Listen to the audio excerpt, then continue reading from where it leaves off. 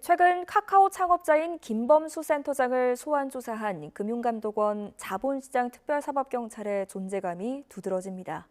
검찰 특수통 출신 이복현 금감원장의 수사 스타일이 다분히 반영돼 있다는 평가입니다. 나연수 기자입니다. 지난 23일 오전 금융감독원 1층에 설립 이래 처음으로 포토라인이 설치됐습니다. 주가 조작 혐의 인정하십니까?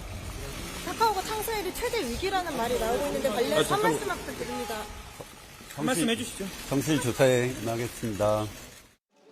그동안 주요 인사는 비공개 소환해온 금감원 전례에 비추면 이례적인 장면입니다. 금융감독원 자본시장 특별사법경찰은 자본시장 불공정거래 수사 특화 조직으로 지난 2019년 7월 출범했습니다. 검찰 지휘를 받아 경찰과 같은 수사 권한을 행사합니다.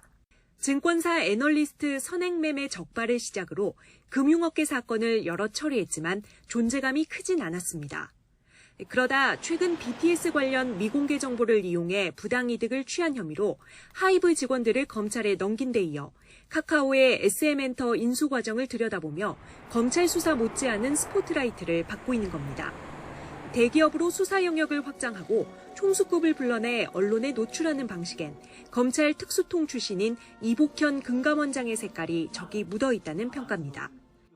수사를 지휘하는 건 서울 남부지검이지만 실제로는 이 원장이 비공식 발언을 통해 수사 목적과 방향을 정하고 있다는 겁니다.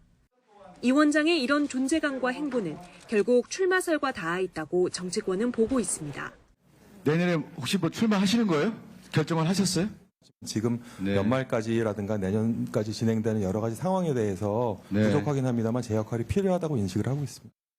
세간의 관심은 이제 카카오 창업자에 대한 금감원의 구속영장 신청 여부에 쏠린 가운데 이미 김범수 센터장을 피의자로 특정한 만큼 결정적 증거를 확보했으리란 분석도 나옵니다.